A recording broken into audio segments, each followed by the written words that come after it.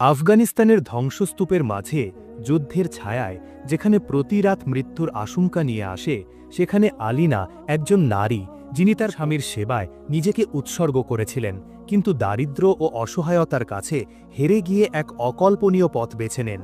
তার জীবনে ভালোবাসা ছিল না স্বামীর কাছ থেকে সেই নরম স্পর্শ বা হৃদয়ের উষ্ণতা যা একজন নারী কামনা করে। কিন্তু যখন হোসেন নামের এক তরুণ তালিবান সৈনিক তার জীবনে প্রবেশ করে, তখন সবকিছু বদলে যায়। হোসেনের চোখে কামনা ছিল না, ছিল এক অদ্ভুত কোমলতা যা আলিনার হৃদয়ে প্রথমবারের মতো জাগিয়ে তুলল এক নিষিদ্ধ সম্পর্ক, কিন্তু মায়াবী অনুভূতি।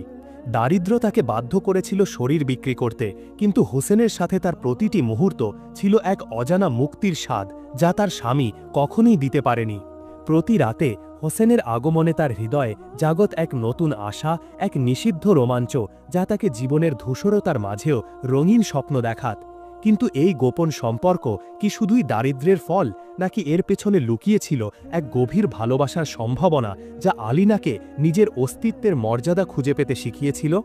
এই রোমাঞ্চকর আবেগময় গল্পে ডুব দিন, যেখানে একজন নারীর নিষিদ্ধ পথ চলা হয়ে ওঠে তার মুক্তির গান, যা যুবক থেকে বৃদ্ধ সকলের হৃদয়ে ঝড় তুলবে। আজ আমরা আপনাদের একটি গল্প নয়, বরং একটি সত্য ঘটনা শোনাতে চলেছি। এমন একটি ঘটনা যা আফগানিস্তানে ঘটেছিল। এই ঘটনা সেই সময়ের যখন আফগানিস্তানের পরিস্থিতি ধ্বংসের পর্যায়ে পৌঁছে গিয়েছিল। চারদিকে গুলির আওয়াজ গুঞ্জন করছিল, বিস্ফোরণে মাটি কেঁপে উঠছিল এবং মানুষ ভয়ের সাথে বাঁচতে শিখে গিয়েছিল। এই পরিস্থিতিতে ২২ বছর বয়সী এক বিবাহিত নারী আলিনা তার পঙ্গু স্বামী মুসিবের সেবায় দিনরাত ব্যস্ত থাকতেন। তিনি তার ক্ষত পরিষ্কার করতেন, তাকে খাবার খাওয়াতেন, তার কাপড় বদলাতেন এবং তার নিষ্প্রাণ দেহের সাথে কথা বলতেন। কখনো তিনি ভাবতেন হয়তো তিনি শুনছেন, কখনো মন বলতো তিনি কোথাও অনেক দূরে চলে গেছেন, কিন্তু আশা তখনও বাকি ছিল। মুসিব আগে তার দেশের জন্য লড়াই করা এক সাহসী সৈনিক ছিলেন। একটি যুদ্ধে শত্রুর গুলি তার ঘাড়ে লেগেছিল। ডাক্তাররা বলেছিলেন কয়েকদিনের মধ্যে তিনি সুস্থ হয়ে যাবেন, কিন্তু এখন মাসের পর মাস কেটে গেছে, কিছুই বদলায়নি। আনিনা দিনরাত দোয়া করতেন, কিন্তু তার অবস্থা একই রয়ে গেল। এখন বাড়িতে না খাবার দাবারের জিনিস ছিল, না ওষুধ। বাইরের পরিস্থিতি এতটাই খারাপ ছিল যে কেউ দরজার বাইরে উঁকি দেওয়ার সাহস করত না। কিন্তু আলিনার জন্য এখন ভয়ের কোনো মানে ছিল না। তার জন্য সবচেয়ে বড় ভয় ছিল তার স্বামীকে হারানো। অবশেষে তিনি সাহস সংগ্রহ করলেন, মাথায় ওড়না নিয়ে ওষুধ আনতে বাইরে বেরিয়ে এলেন। গলিতে তালিবানের টহল ছিল, চারদিকে গুলির আওয়াজ ছিল, কিন্তু আলিনার হৃদয় শুধু একটি দোয়া করছিল, হে খোদা, শুধু মুসিবকে বাঁচাও। তিনি যেভাবে হোক একটি মেডিকেল স্টোরে পৌঁছালেন। দোকানদার তার অবস্থা দেখেও ওষুধ দিতে অস্বীকার করলেন। তিনি বললেন, আগে পুরনো ঋণ শোধ করো, তবেই ওষুধ পাবে। আলিনা মিনতি করলেন, কিন্তু তার কথাগুলো দেয়ালে ধাক্কা খেয়ে ফিরে এলো। তিনি খালি হাতে ফিরে এলেন, চোখে অশ্রু, হৃদয়ে গভীর নীরবতা। পথে তিনি ভাবতে লাগলেন, যদি সবকিছু বিক্রি করে ওষুধ নিয়ে আসি, তাহলে আমার মেয়েদের কি খাওয়াবো? ওরাই তো আমার বেঁচে থাকার আশা। তিনি ক্লান্ত হয়ে বাড়ি ফিরলেন এবং আরেকবার মুসিবের পাশে গিয়ে বসলেন। তিনি আস্তে করে তার হাত ধরে বললেন, আমরা একা হয়ে গেছি, আমার খালাও চলে গেছেন, এখন কেউ নেই যে আমাদের সাহায্য করবে। ঘরে গভীর নীরবতা ছড়িয়ে পড়ল। বাইরে আবার কোথাও গুলি চলল, দেয়ালগুলো কেঁপে উঠল, কিন্তু আলিনা শুধু তার স্বামীর মুখের দিকে তাকিয়ে রইলেন। তার চোখে অশ্রু ছিল, কিন্তু সেই অশ্রুতে এখন ভয় ছিল না, শুধু একটি আকুতি ছিল। তুমি কি জানো, আমাদের আপনজনরাও আমাদের ছেড়ে চলে গেছে? আলিনা কাঁদতে কাঁদতে মুসিবের কানের কাছে ঝুঁকে আসতে বললেন, তারা আমাকে কিছুই বলেনি, কারণ তুমি পঙ্গু, তাই কেউ তোমার দায়িত্ব নিতে চায় না। তারপর তার চোখ দিয়ে অশ্রু ঝরতে লাগল। কিন্তু আমি তো আছি, আমি তোমার সাথে আছি। আমাদের খোদা আমাদের সাথে আছেন, তিনি আমাদের একা ছাড়বেন না। এই বলে তিনি দুই হাত আকাশের দিকে তুলে দোয়া করতে লাগলেন, হে আল্লাহ, আমাদের সাহায্য করো, নইলে আমরাও তাদের মতো শেষ হয়ে যাব, যাদের দুনিয়া ভুলে গেছে। তার কান্নার শব্দ ঘরে প্রতিধ্বনিত হতে লাগল। ঠিক তখনই ঘরের বাইরে থেকে মেয়েদের কণ্ঠস্বর ভেসে এলো। আলিনা পিছনে ফিরে দেখলেন, দুটি ছোট মেয়ে দরজার কাছে দাঁড়িয়ে, নিষ্পাপ, ক্ষুধার্ত, অজ্ঞ। তারা জানত না তাদের মায়ের ওপর দিয়ে কি যাচ্ছে এবং কি দুঃখ নিয়ে তিনি তাদের লালন পালন করছেন। আলিনার হৃদয়ে এক মুহূর্তের জন্য যেন শান্তি ফিরে এলো। এটাই তো মাতৃত্ব, প্রতিটি দুঃখের মাঝেও একজন মায়ের হৃদয় শুধু তার সন্তানদের জন্যই ধড়কায়। পরের দিন দরজায় কড়া নাড়ার শব্দ হল। ডাক্তার এসেছিলেন। তিনি জানালেন যে তিনি কয়েকদিনের জন্য শহরের বাইরে যাচ্ছেন এবং আলিনাকে বললেন, তুমি তোমার স্বামীর ক্ষতগুলো প্রতিদিন পরীক্ষা করবে, দেখবে সেগুলো ভালো হচ্ছে কি না। আলিনা একথায় মাথা নাড়লেন। যখন তিনি মুসিবের কাছে গেলেন, তার ক্ষতগুলো তখনও আগের মতোই ছিল, কোনো পরিবর্তন আসেনি। তিনি আস্তে করে তার মুখ স্পর্শ করলেন এবং একটা ক্লান্ত নিঃশ্বাস ফেললেন। এই জীবন কি কখনো ঠিক হবে? তার হৃদয় থেকে একটা ঠান্ডা দীর্ঘশ্বাস বেরিয়ে এলো। ঠিক সেই মুহূর্তে শহরে একটি ঘোষণা গুঞ্জে উঠল। লাউডস্পিকারে কণ্ঠস্বর ভেসে এলো। সকলকে জানানো হচ্ছে যে যুদ্ধ শুরু হতে চলেছে। যার যার অস্ত্র প্রয়োজন এসে নিয়ে যাও, আমাদের সবার সহযোগিতা দরকার। এটা শুনে আলিনার হৃদয়ের ধড়কন তীব্র হয়ে উঠল। তিনি নিশ্চিত হলেন যে এখন কিছু বড় ঘটতে চলেছে। তিনি তৎক্ষণাৎ তার মেয়েদের তুলে প্রতিবেশীদের সাথে কাছাকাছি একটি বেসমেন্টে লুকাতে চলে গেলেন। ওপরে বিস্ফোরণের শব্দ শোনা যাচ্ছিল, মাটি কাঁপছিল এবং দেয়ালগুলো যেন কেঁপে উঠছিল। নারীরা তাদের সন্তানদের চুপ করানোর চেষ্টা করছিল, কিন্তু বাইরের গুলির তাড়াতাড়ি শব্দ সব শব্দকে চাপা দিচ্ছিল। কিছুক্ষণ পর হঠাৎ সব কিছু নীরব হয়ে গেল। আলিনা আস্তে করে মাথা তুললেন, দরজা খুলে ওপরে উঠতে লাগলেন। বাড়ি পৌঁছে তিনি দেখলেন মাটি, ধুলো এবং ভাঙা কাঁচ চারদিকে ছড়িয়ে আছে। তিনি সোজা মুসিবের কাছে গেলেন, তার মুখ থেকে ধুলো পরিষ্কার করলেন, কাপড় ঝেড়ে ফেললেন এবং তার চোখে ড্রপ ফোঁটা দিতে লাগলেন। তুমিই তো এখনো আমার শ্বাসের কারণ, তিনি আস্তে বললেন। তিনি আর কিছু করতেও পারেননি। এমন সময় বাইরে থেকে একটি জোরালো শব্দ ভেসে এলো। একটি ট্যাঙ্ক তার বাড়ির সামনে এসে থামল এবং পরক্ষণেই একটি গোলা ছুড়ল। বিস্ফোরণে জানালার কাঁচ চুরমার হয়ে গেল। আলিনা ভয়ে কেঁপে উঠলেন, তার হৃদয় কাঁপতে লাগল। তখনই তার মনে পড়ল, আমার মেয়েরা। তিনি ভয়ে ছুটে গেলেন, দরজার দিকে ছুটলেন এবং চিৎকার করতে করতে তার মেয়েদের কাছে পৌঁছে গেলেন।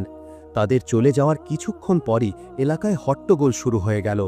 কয়েকজন তালিবান সৈনিক গলি দিয়ে হেঁটে আলিনার বাড়ির কাছে চলে এলো। দরজা অর্ধেক খোলা ছিল। তারা ভিতরে প্রবেশ করল এবং মুসিবকে মাটিতে শুয়ে থাকতে দেখল। তার দেহ সম্পূর্ণ নিশ্চল ছিল। একজন সৈনিক তার কাছে গিয়ে ঝুঁকে তাকে দেখতে লাগল, তারপর হঠাৎ থেমে গেল। সে মুসিবের পাশে আফগান সেনাবাহিনীর ইউনিফর্ম পরে থাকতে দেখল। সে বলল, এ একজন সৈনিক, তবে আহত মনে হচ্ছে। ওকে ছেড়ে দাও, আমাদের এগিয়ে যেতে হবে। তারা তাড়াহুড়ো করে সেখান থেকে চলে গেল এবং কিছুক্ষণ পর মহল্লায় নীরবতা ছেড়ে গেল। যখন বোমাবর্ষণের শব্দ থামল, তখন বেসমেন্টে লুকিয়ে থাকা লোকজন আস্তে আস্তে বাইরে বেরোতে লাগল। সবাই নিজের বাড়ির দিকে ছুটল। কেউ দেয়ালের ধ্বংসস্তূপের মধ্য দিয়ে যাচ্ছিল, কেউ তাদের প্রিয়জনদের ডাকছিল। আলিনাও ছুটতে ছুটতে বাড়ি পৌঁছালেন। বাড়ির ভিতরে পা রাখতেই তার একটা অদ্ভুত অনুভূতি হল, যেন কেউ এখানে এসে চলে গেছে। তিনি মুসিবের কাছে গেলেন, তার হাতের দিকে তাকিয়ে চমকে গেলেন। তার ঘড়ি এবং বিয়ের আংটি গায়েব। তার হৃদয় ডুবে যেতে লাগল। কিন্তু যখন তিনি দেখলেন মুসিব শ্বাস নিচ্ছে, তার ঠোঁট থেকে অজান্তেই কৃতজ্ঞতা বেরিয়ে এলো।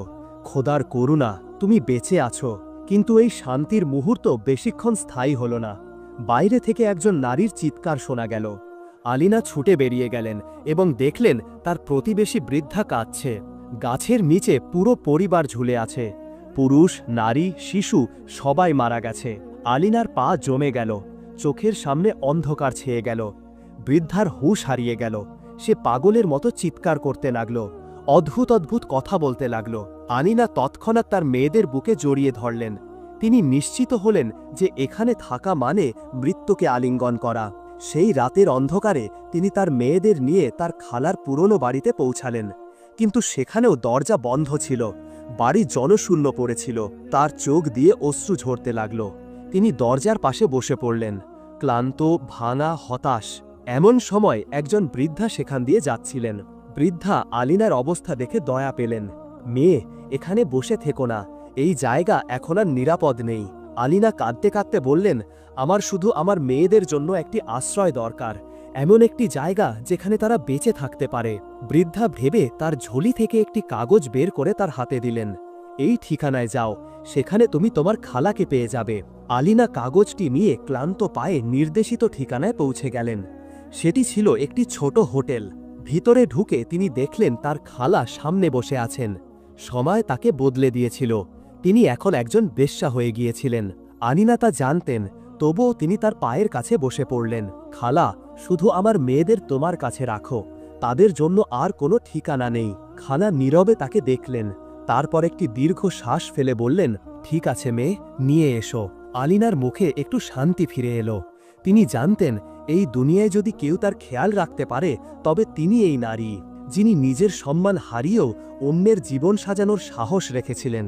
সেই দিন আলিনা প্রথমবার তার খালার কাছে সরাসরি প্রশ্ন করলেন, খালা, তুমি এই পথ কেন বেছে নিলে? এই কাজ তুমি কেন গ্রহণ করলে? খালা একটি গভীর নিঃশ্বাস নিলেন, তার চোখে পুরানো স্মৃতির ক্লান্তি ছিল। আস্তে কণ্ঠে বললেন, মেয়ে, প্রতিটি নারীর জন্য তার সম্মানই তার সবচেয়ে মূল্যবান গহনা, কিন্তু যখন সেই সম্মান কেউ তার যৌবনে ছিনিয়ে নেয় তখন নারীর কাছে আর কি থাকে? আমার সাথেও তেমন কিছু ঘটেছিল।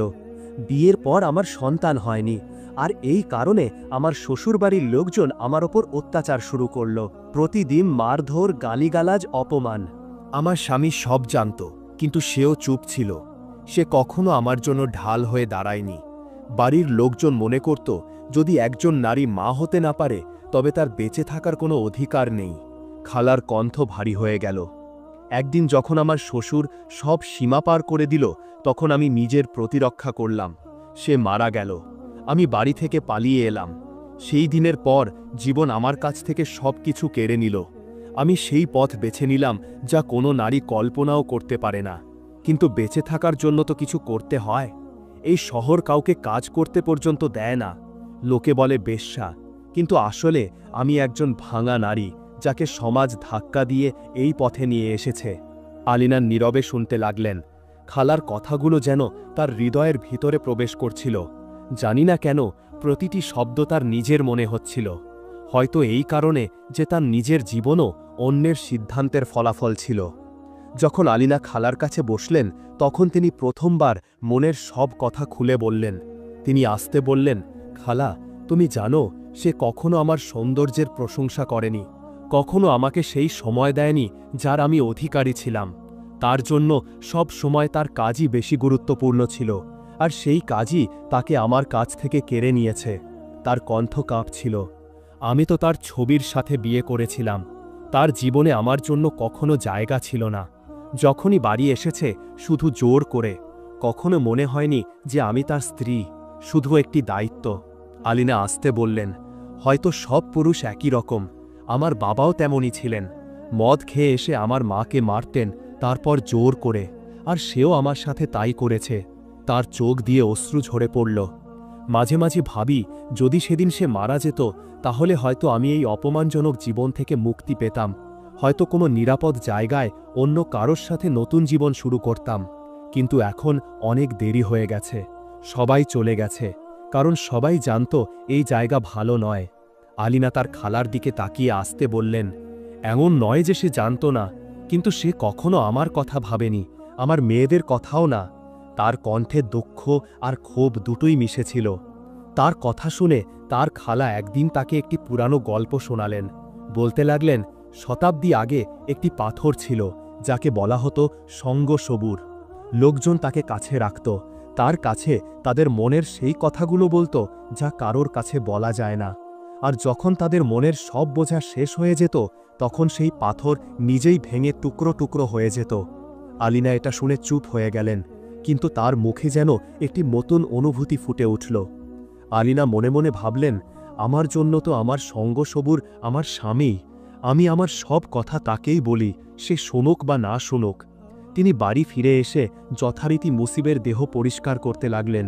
তিনি দেখলেন তিনি নিজেকেও সামলাতে পারছেন না। তিনি নরমভাবে তার কাপড় বদলালেন, ক্ষতের ওপর হাত রাখলেন এবং আস্তে বললেন, আমার এখনও আমাদের বিয়ের সেই প্রথম রাত মনে আছে। তুমি আমার সাথে একটি কথাও বলনি, শুধু সেই কাজটি করেছিলে যার জন্য আমি প্রস্তুত ছিলাম না। আমি বারণ করেছিলাম, তখন তুমি আমাকে মেরেছিলেও, কিন্তু তারপর আমি কখনো কিছু বলিনি। তোমার মা চাইতেন আমি তাড়াতাড়ি সন্তান জন্ম দিই, তাই আমি ভয় পেতাম যদি তা না হয় তবে তারা আমার সাথে কি করবে জানি না। কিন্তু তুমি কখনো সেই ভালোবাসা দাওনি যা আমি চেয়েছিলাম, যা একজন নারী চায়। এমন সময় বাইরে থেকে শোরগোল শোনা গেল। আলিনা জানালার দিকে গিয়ে দেখলেন প্রতিবেশীরা কারো লাশ দাফন করছে। পরিবেশে বিষণ্ণতা আর নীরবতা ছড়িয়েছিল। তিনি কিছুক্ষণ চুপ করে দাঁড়িয়ে রইলেন। তারপর ফিরে এলেন, তখন দরজায় কড়া নাড়ার শব্দ হল। ডাক্তার এসেছিলেন মুসিবকে দেখতে। আলিনা আস্তে করে দরজা খুললেন, কিন্তু তৎক্ষণাৎ বললেন, ডাক্তার সাহেব, আপনি চলে যান, আমার কাছে এখন আর টাকা নেই, আমি ফি কোথা থেকে দেব? ডাক্তার কিছুক্ষণ চুপ করে রইলেন, তারপর আস্তে মাথা নিচু করে চলে গেলেন। ঘরে আবার সেই নীরবতা ফিরে এলো। শুধু আলিনা, মুসিব এবং তাদের মাঝে ছড়িয়ে থাকা একটি দীর্ঘ অসম্পূর্ণ কথোপকথন। সেই রাতে আলিনা অনেকক্ষণ জেগে রইলেন। তিনি মুসিবের কাছে বসে আস্তে বললেন, আমার মনে আরও কিছু কথা আছে, যা আমি কাল তোমাকে বলবো। এই বলে তিনি তার পাশেই শুয়ে পড়লেন এবং চোখ বন্ধ করলেন। পরের সকালে হঠাৎ দরজায় জোরে কড়া নাড়ার শব্দ হল। বাইরে কয়েকজন তালিবান সৈনিক দাঁড়িয়েছিল, যাদের মধ্যে তাদের কমান্ডারও ছিল। আলিনার হৃদয়ে ভয়ের ঢেউ ছুটে গেল। তিনি ভাবলেন তারা তার সাথে কিছু অন্যায় করতে এসেছে। তিনি ভয়ে মিথ্যা বললেন, আমি একজন বেশ্যা, এখানে একা থাকি। কমান্ডার ঘৃণা ভরে তার মুখের দিকে তাকালেন। মাটিতে থুথু ফেলে বললেন, জানি না কোন পাপ করেছিলাম যে আমাকে এই নাপাক বাড়িতে আসতে হলো। এই বলে তিনি ফিরে গেলেন। আলিনা স্বস্তির নিঃশ্বাস ফেললেন, কিন্তু তার ভয় তখনও কমেনি। তিনি জানতেন এই নীরবতা বেশিক্ষণ থাকবে না। তিনি সতর্কতার জন্য একটি ছোট ছুরি তার পোশাকে লুকিয়ে রাখলেন, যাতে কেউ জোর করলে তিনি নিজের রক্ষা করতে পারেন। সন্ধ্যার দিকে সেই সৈনিক আবার এলো, কিন্তু এবার কমান্ডার ছাড়া। তার চোখে এক অদ্ভুত ক্ষুধা ছিল। আলিনা বললেন, তুমি ভুল বুঝছ, আমি সেই নারী নই যাকে তুমি মনে করছ। কিন্তু সে থামল না, শুধু কিছু নোট তার সামনে ছুঁড়ে দিয়ে জোর করে চলে গেল। আলিনা অসাড় হয়ে গেলেন, যেন সব শব্দ বন্ধ হয়ে গেছে। তিনি বুঝতে পারছিলেন না এটা সত্যিই ঘটল নাকি কোনো দুঃস্বপ্না ছিল। তারপর তিনি ধীরে ধীরে উঠলেন, নিজেকে পরিষ্কার করলেন এবং মুসিবের কাছে গিয়ে আসতে বললেন, আমি আমার রক্ষা করতে পারিনি, আমাকে মাফ করো। সেই মুহূর্তে তার চোখ পড়ল মেঝেতে পড়ে থাকা কিছু নোটের ওপর। সেগুলো সম্ভবত সেই সৈনিকের ফেলে যাওয়া। কিছুক্ষণ তিনি সেগুলোর দিকে তাকিয়ে রইলেন। তারপর অশ্রু মুছে মনে মনে বললেন, এখন এই টাকাগুলো পাপের নয়, আমার মেয়েদের অধিকারের। তিনি বাজারে গেলেন, কিছু খাবার কিনলেন, ওষুধ নিলেন এবং অনেক দিন পর প্রথমবার বাড়িতে চুলা জ্বালালেন। কয়েকদিন পর সেই ছেলেটি আবার এলো। এবার সে একা ছিল এবং তার হাতে আবার এক মুঠো টাকা ছিল। আলিনা কিছুক্ষণ নীরব রইলেন, তারপর দরজা খুলে দিলেন। হয়তো পরিস্থিতি তার চিন্তাভাবনা বদলে দিয়েছিল। তিনি তাকে ভিতরে আসতে দিলেন। তারা দুজন কিছুক্ষণ চুপ করে বসে রইল। তারপর যা হবার তা হল। পরে তিনি বাইরে বেরিয়ে এলেন। তার মুখে এক অদ্ভুত নীরব হাসি ছিল। তিনি মুসিবের কাছে গিয়ে হালকা হাসির সাথে বললেন, আজ সেই ছেলেটি এসেছিল, সে চায় আমি ভালো থাকি। তার চোখে লজ্জা ছিল, কিন্তু তার মনে কোনো কুবুদ্ধি ছিল না। আলিনা হেসে বললেন, হয়তো সে আমার চেয়ে বেশি মানুষ, কারণ জোর পড়েছিল তো আমার নিজের স্বামী, সে নয়। তার মুখে প্রথমবার একটি নরম হাসি ফুটে উঠল, এমন একটি হাসি যাতে দুঃখও ছিল কিন্তু কোনো অদ্ভুত স্বাধীনতার অনুভূতিও ছিল। এখন এই সিলসিলা কয়েকদিন ধরে এভাবেই চলতে লাগল। সেই ছেলেটি বারবার আসত আর আলিনা প্রতিবার তার সাথে ভিতরে চলে যেতেন। প্রতিবার ফিরে এসে তিনি মুসিবের কাছে সবকিছু বলে দিতেন, যেন তিনি এখন তার সামনে আর কোনো পর্দা রাখতে চান না। হয়তো আপনার মনে হতে পারে এখন গল্প এই পথেই এগিয়ে যাবে, কিন্তু না, এখান থেকে সব কিছু বদলে যাওয়ার ছিল। একদিন সেই ছেলেটি আবার এলো, কিন্তু এবার তার মুখে কোনো কামনা ছিল না। সে বলল, আমি তোমার সাথে কিছু করতে চাই না, শুধু কিছুক্ষণ বসতে চাই। আলিনা কিছুক্ষণ তার দিকে তাকালেন, তারপর নীরবে দরজা খুলে দিলেন। দুজনে ঘরে বসলেন। কথার ফাঁকে আলিনা জানতে পারলেন তার নাম হুসেন। সময় গড়াতে লাগল আর তাদের মাঝের নীরবতা কোনো অদ্ভুত অনুভূতিতে রূপ নিতে লাগল। আলিনার হৃদয়ে একটি নরম অনুভূতি জাগতে শুরু করল, হয়তো সেই অনুভূতি যা তিনি জীবনে কখনো অনুভব করেননি। হুসেন যখন তার শার্টের বোতাম খুলল, আলিনা দেখলেন তার দেহে পুরানো ক্ষতের দাগ রয়েছে। তিনি বিস্মিত হয়ে জিজ্ঞাসা করলেন, এগুলো কিভাবে হলো? হুসেন আস্তে উত্তর দিল, আমার মা বাবা মারা গিয়েছিলেন, আমি তখন খুব ছোট ছিলাম। কমান্ডার আমাকে বড় করেছেন, কিন্তু প্রতি রাতে তিনি আমার উপর অত্যাচার করতেন। এই সব দাগ তারই। তার কণ্ঠ কেঁপে উঠল, আজ পর্যন্ত কেউ আমাকে ভালোবাসেনি। আলিনা নীরব রইলেন। তার হৃদয়ে একটি চিনচিনে ব্যথা জাগল, যেন তার নিজের দুঃখের মধ্যে আর একটি দুঃখ অনুভব করলেন। পরের দিন সকালে যখন তিনি উঠলেন, জানালার কাছে একটি থলে রাখা ছিল। তাতে খাবারের জিনিস আর একটি ছোট সোনার চেন ছিল। আলিনা তা দেখেই তার ঠোঁটে একটি হালকা হাসি ফুটে উঠল। তিনি বুঝে গেলেন এটা হোসেনের দেওয়া। হয়তো প্রথমবার কোনো পুরুষ তাকে কিছু দিয়েছে কোনো কামনা ছাড়াই। তিনি সেই চেন হাতে নিয়ে বসে রইলেন। তার মুখে সেই হাসি ছিল যা বহু বছর পর কোনো পুরুষের জন্য এসেছিল। কিন্তু সেই মুহূর্তেই তার হৃদয়ে লজ্জার অনুভূতিও জাগল। তিনি আকাশের দিকে তাকিয়ে বললেন, হে খোদা, আমার ওপর এটা কি হচ্ছে, আমাকে মাফ করো। তিনি এখন বুঝতে শুরু করেছিলেন একজন নারীকে খুশি রাখতে জোর বা শক্তি নয়, শুধু অনুভূতি প্রয়োজন। সেই ভালোবাসা যা তার স্বামী কখনো দেননি, সেই অনুভূতি যা কখনো নসিব হয়নি, তা হুসেনের নরম কথায় পেতে শুরু করেছিলেন। তিনি সব কিছু মুসিবকেও বললেন। সেই ছেলেটি একেবারে আলাদা। তার কমান্ডার তার উপর অত্যাচার করেছে, কিন্তু তবুও সে ভালোবাসা জানে। সে আমাকে প্রথমবার অনুভব করিয়েছে যে আমি বেঁচে আছি, আমিও ভালোবাসার যোগ্য। সেই দিন আলিনা পরিষ্কার কাপড় পরলেন, চুল ঠিক করলেন এবং মুখে হালকা হাসি রাখলেন। বহু বছর পর তিনি তার মধ্যে একটি নতুন নারীকে অনুভব করছিলেন। একজন নারী যিনি প্রথমবার নিজের অস্তিত্বের মর্যাদা বুঝতে শুরু করেছিলেন। সেই দিন আলিনার হৃদয়ে একটি বোঝা ছিল। হোসেনের আসার আগে তিনি মুসিবকে একটি শেষ রহস্য বলতে চাইলেন, সেই রহস্য যা বছরের পর বছর তার বুকে চাপা ছিল। তিনি আস্তে করে তার পাশে বসলেন এবং বললেন, যখন আমি মা হতে চলেছিলাম তখন প্রথমবার আমি সেই সন্তানটিকে হারানোর অনেক চেষ্টা করেছিলাম, কারণ আমি তার জন্য প্রস্তুত ছিলাম না, কিন্তু তা করতে পারিনি। তারপর যখন দ্বিতীয় সন্তান হলো, আমি নিজেই জানি না সে কার। তখন আমি বুঝলাম ত্রুটি আমার মধ্যে নয়, তোমার মধ্যে ছিল। তাই আমি আমার খালার কাছে গিয়েছিলাম। তিনি আমাকে সাহায্য করেছিলেন, নইলে তোমার মা আমাকে বাড়ি থেকে বের করে দিত। তার চোখে অশ্রু ভাসতে লাগল। তিনি আরও কিছু বলতে চাইলেন, হঠাৎ মুসিবের দেহে হালকা নড়াচড়া হলো। আলিনা চমকে গেলেন। সে জ্ঞান ফিরে পেয়েছিল এবং সব কিছু শুনে ফেলেছিল। তার মুখে রাগ ছিল। সে গলার দিকে হাত বাড়াল। আলিনার দম বন্ধ হয়ে আসছিল। তিনি বাঁচার চেষ্টা করলেন, কিন্তু মুসিবের মুঠি শক্ত ছিল। কয়েক মুহূর্তের সংগ্রামের পর তিনি পাশে রাখা ছুরিটি তুলে নিলেন এবং এক ঝটকায় তার বুকে বিঁধে দিলেন। রক্তের ফোয়ারা ছুটল। মুসিবের চোখ বিস্ফারিত হয়ে গেল এবং সে নীরব হয়ে গেল। আলিনার হাত কাঁপছিল। তিনি মাটিতে বসে পড়লেন, চোখ থেকে অশ্রু ঝরতে লাগল। তিনি আস্তে বললেন, তাহলে এটাই ছিল শেষ। তুমিই ছিলে আমার সঙ্গ সবুর। তুমি আমার সব রহস্য শুনেছ, সব দুঃখ শুষে নিয়েছ এবং তারপর নিজেই ভেঙে গেছ। তিনি তার স্বামীর মুখ স্পর্শ করলেন এবং চোখ বন্ধ করলেন। হয়তো তিনি তার সাথে তার সব কষ্টগুলো চিরতরে দাফন করতে চাইলেন। কিছুক্ষণ পর দরজা খুলল। হোসেন ভিতরে এলো। দৃশ্যটি দেখেই সে থমকে গেল। তার চোখে বিস্ময় আর দুঃখ দুটোই ছিল। সে আলিনার দিকে তাকাল, যিনি এখন নীরবে বসেছিলেন, আর মুসিব বেজান পড়েছিল। হোসেন কিছু বলল না, শুধু আস্তে মাথা নিচু করে বুঝে গেল এই নারী এখন মুক্ত হয়েছে, তার পাপ থেকেও, তার দুঃখ থেকেও। আলিনা একটি দীর্ঘ নিঃশ্বাস নিলেন এবং ধীরে বললেন, এখন আমার আর কারো সাহায্যের প্রয়োজন নেই, আমি নিজেই নিজের রক্ষা করতে পারি। তার মুখে প্রথমবার একটি শান্তিপূর্ণ হাসি ফুটে উঠল, এমন এক নারীর হাসি যিনি তার দুঃখের মধ্যে দিয়ে গিয়ে অবশেষে নিজেকে চিনতে পেরেছেন। এই গল্প শুধু আলিনার নয়, বরং প্রতিটি সেই নারীর যিনি অত্যাচার সহ্য করতে করতে অবশেষে নিজের জন্য দাঁড়াতে শিখে যান।